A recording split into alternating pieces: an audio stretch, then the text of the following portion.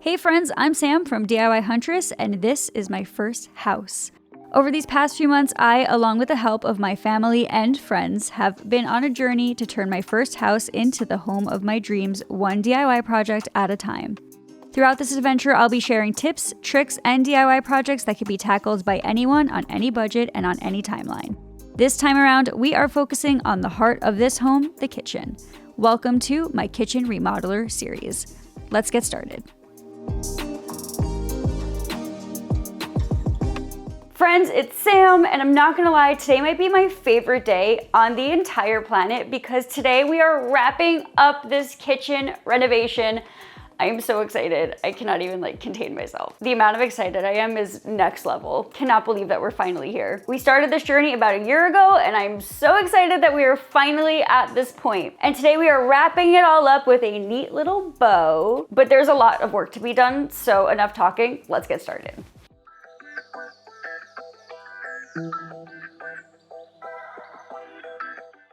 Before we jump on into the final video of this Kitchen Remodeler series, I just wanted to take a few minutes to recap the journey that I've been on in this kitchen for the past year.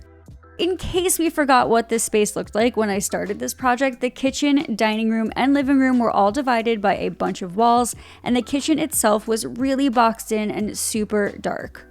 And while I didn't have a ton of space to work with, one thing I knew that I wanted to do for sure was open up these walls and create a bright, open concept space.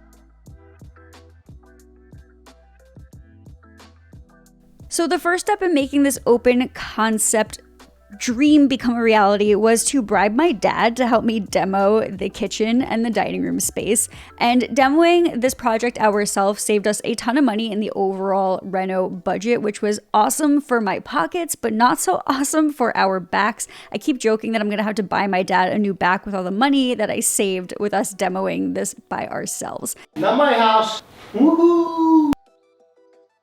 Anyway, demo was a huge project, but I do have an entire video dedicated to the process, so you can check that out on my channel if you're interested. I have linked it below this video. Now, once demo was complete and all those walls were down, it was time to refocus on rebuilding this kitchen space, starting with some new drywall, a fresh coat of primer and paint, and I also decided to spend some time here focusing on the dining room while I was waiting for some things to be delivered. So I worked on adding trim to the windows and the doors. I also worked on patching some of the walls, updating my heating system, and even updating the lighting to go over my gorgeous custom table that my friend Danny and I built. Now, I do have a full dining room makeover video on my channel that covers this entire transformation, so if you're interested, definitely go check that out. I am still floored by this entire renovation and how amazing this space looks. At this point in the process, the appliances had already arrived to the scene, and I was just waiting for the cabinets to arrive next, but once they arrived, I was able to assemble them and install them in just a few days of work using the Home Depot's ready-to-assemble line of cabinetry. I, like the rest of the projects in the space, have a full video dedicated to this process, and I highly recommend checking it out if you are somebody who is interested in learning more about installing cabinetry in your small kitchen. Once those cabinets were installed, it was time for the experts at the Home Depot to come and install my gorgeous custom quartz countertops. And then I moved on to backsplashing my own kitchen, which was the most recent video in this remodeler series, and which now brings us to this current moment right here, finishing the kitchen, starting with our new range hood. All right, have the guys here today helping me with putting the hood over the oven. We're getting there. Oh, I'm so excited. Now, we have always lived in spaces where the microwave was over the oven, so we wanted to try something different for our home, so to free up space over the oven and also free up counter space since there isn't much in this kitchen, we actually opted to install a microwave drawer in the 24-inch base cabinet in the island. This thing makes me feel like I'm living in the future, and it's really nice to have a microwave that is incorporated into the cabinetry instead of on the countertop. And while Dad and I were able to install this microwave drawer ourselves, I did hire out for the installation of the range hood because it required drilling through the roof of my house. And I was like, no, thank you. I don't trust myself with that. So while I left the pro work to the pros, I decided to work on my own little DIY project that I have been so stoked about since I found out that I couldn't fit a cabinet on this wall because of the bigger window. And that project was hanging some floating shelves above my coffee station. Now, the hardest part of this project, honestly, was drilling through these tiles because they are dense. But once I was able to do that and get the anchors in the wall, hanging the shelves was super easy. Now, I decided to opt for store-bought shelves from the Home Depot for this project as a time saver. But if you're looking to DIY floating shelves, I do have a couple of tutorials on my channel, so definitely check those out if you're interested.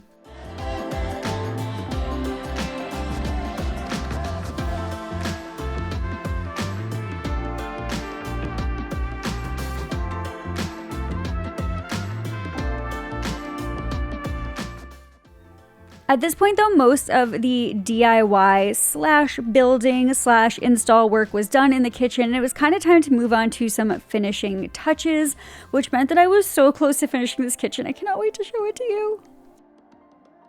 It is 5 o'clock and pitch black out, and I'm just gonna keep on keeping on. I really wanna get this window primed so I can get it painted, and that way I can get the shades on it. And at the same time that I'm doing this, I just put a custom coat of stain on the floating shelves, so those are drying.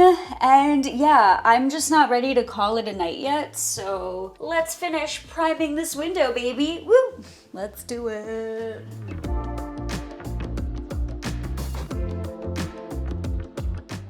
All right, we'll let that dry, come back and add some paint. Getting good in here. It's getting good.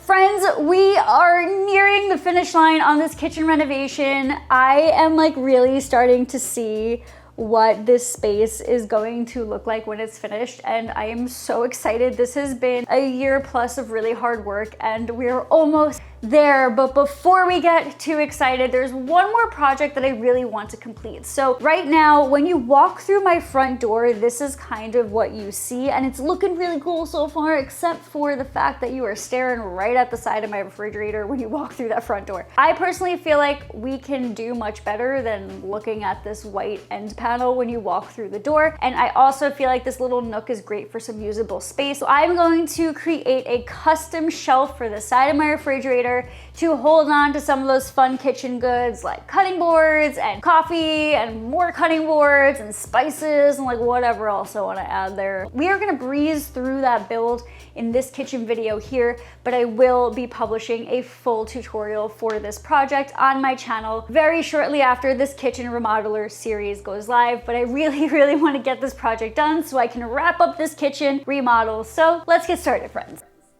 So in the most Spark Notes version possible of this project, I did make a custom shelf to fit on the side of the refrigerator that I also stained to match the fireplace mantle and the floating shelves in the kitchen to tie all three of the spaces together. I will be publishing a full video tutorial for this project pretty much directly after this kitchen goes live. So if you're interested in leveling up the side of your refrigerator, definitely make sure to subscribe to my channel and click that notification bell so that you don't miss that project.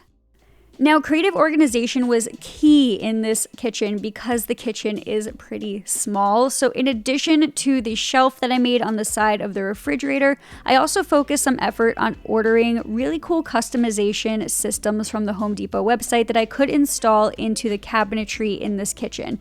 For instance, I installed our waste bin under the sink, which was awesome for when we got a puppy because now he can't dig through the garbage. And I also installed some pull-out racks for other items such as water bottles or Ziploc bags or cleaning supplies. And I also installed some tiered shelving and some containers into our cabinets on the wall to just help maximize the space that we were working with. And after some organization, all that was left were those minute final details. It was time to move our stuff into this kitchen, and it was time to have myself a little bit of a happy cry because after over 1 year of working in this space, my fully remodeled kitchen and my dreamy open concept space in my first house were finally complete, and I cannot wait to show you what this space looks like.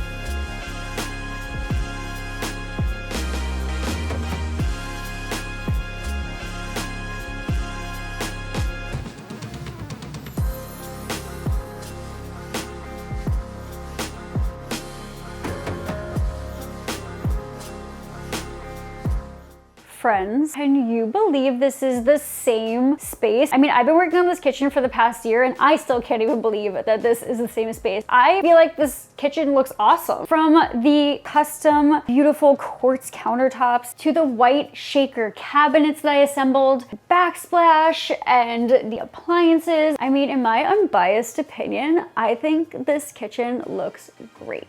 But for real, like, can you believe that this kitchen was totally boxed in when we bought this house? From the wall in between the kitchen and the living room to the wall in between the kitchen and the dining room. It just feels so open and bright and spacious now. And I love that when you walk through the front door, this entire space is the first thing you see. And it just feels so warm and inviting. And that's exactly what I wanted for this kitchen. Like, let's be real, this is not the biggest kitchen on YouTube or Pinterest or the internet or in the world.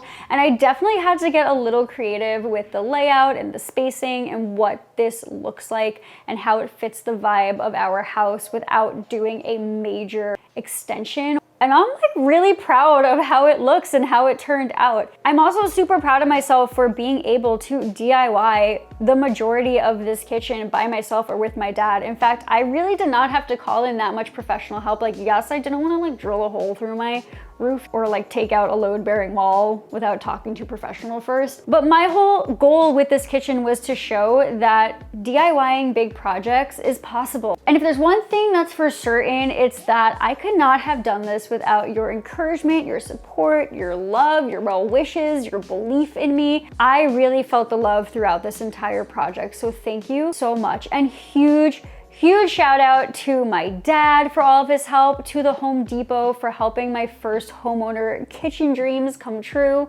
I demoed the kitchen in this house over a year ago, and although this journey took longer than I thought it would take, it was worth every step of the way to get to this moment right here. I now understand why people say the kitchen is the heart of the home.